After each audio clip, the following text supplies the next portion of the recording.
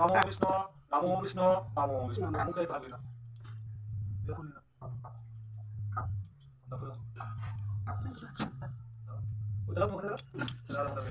নমো বিষ্ণু নমো বিষ্ণু নমো বিষ্ণু নমা অপবিত্রা পবিত্র বা সর্বাবস্থান কতোপি বা যা শরীর সুন্দরীকাক্ষা স্বাদ্যা মন্ত্রা শুচি নমা মাধবা মাধব বাচি মাধবা মাধব দিদি শরণে সাধবা সর্বে সর্বা কার্যেষু পুষ্পাঞ্জলি কালে প্রবন্তি येषु পুষ্পাঞ্জলি পাঠুপাদেবী সরস্বতী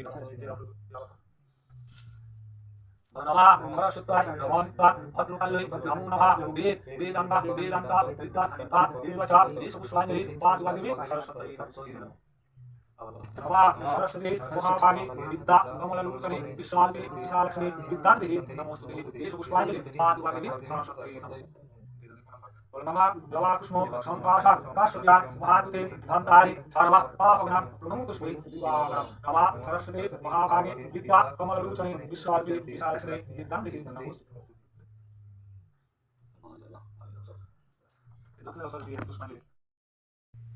নমস্কার, কেমন আছো তোমরা সবাই? সুমনার সোনার তরী ব্লগে তোমাদের সবাইকে স্বাগত জানাই। আজকে সরস্বতী পুজো।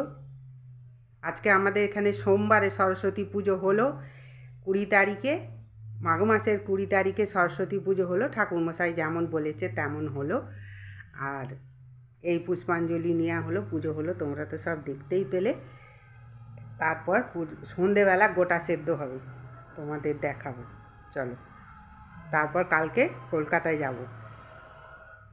ঠিক আছে, এই যে চলে এসেছি রান্নাঘরে। সব মাজা ধোয়া করেছি, গ্যাস সিলিন্ডার সব বাইরে নিয়ে যেয়ে উঠোনে নিয়ে যেয়ে ধুয়ে মেজে এনেছি। আর গোটা সেদ্ধ যা সবজি পাতি সেগুলো সব ধুয়ে এনেছি, হাঁড়ি ধুয়ে এনেছি, জল এনেছি, এনে রেডি করেছি। সন্ধে দিয়েছি, সন্ধে দেবার পর উনুন জ্বালতে হয়, দিয়ে সন্ধে টন্ধে দিয়ে বসিয়েছি উনুন রান্নাঘরে এসে জুটে। এই যে কলাইগুলো একটু শুকনো হাঁড়ির মধ্যে নাড়াচাড়া করে নেবো, একটু ভাজা ভাজা করে নেবো, তাহলে ভালো একটা সেন্ট হয়। মুগ কলাই সে ভাজা ভাজা করে নিয়েছি একটু, নিয়ে আর জল দেবো। আর তোমাদের একটু সবজিগুলো দেখিয়ে দিই। এগুলো গোটা আলু, রাঙালু, শিম, আর এই দিকেও একটু বেশি করে রাঙালু দিয়েছি, বেগুন, আর তারপরে ওই পালংয়ের শীষ পালং, পুনকো ডাঁটা,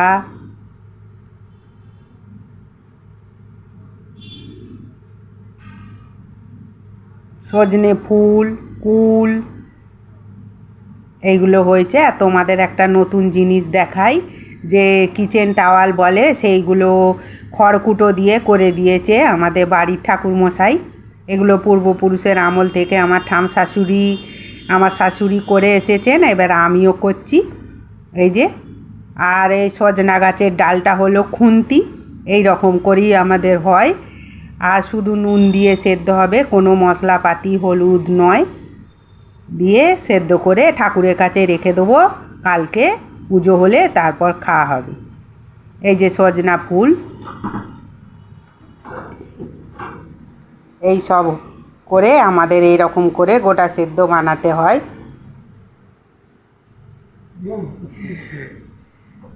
তোমাদের কেমন লাগলো আমাকে একটু লাইক কমেন্ট করে শেয়ার করে জানাবে। যদি ভিডিওটা ভালো লাগে, আমি জানি নানা রকম দেশে নানা রকমভাবে তৈরি হয় গোটা সেদ্ধ, আমাদের বাড়িতে এইরকম তৈরি হয়।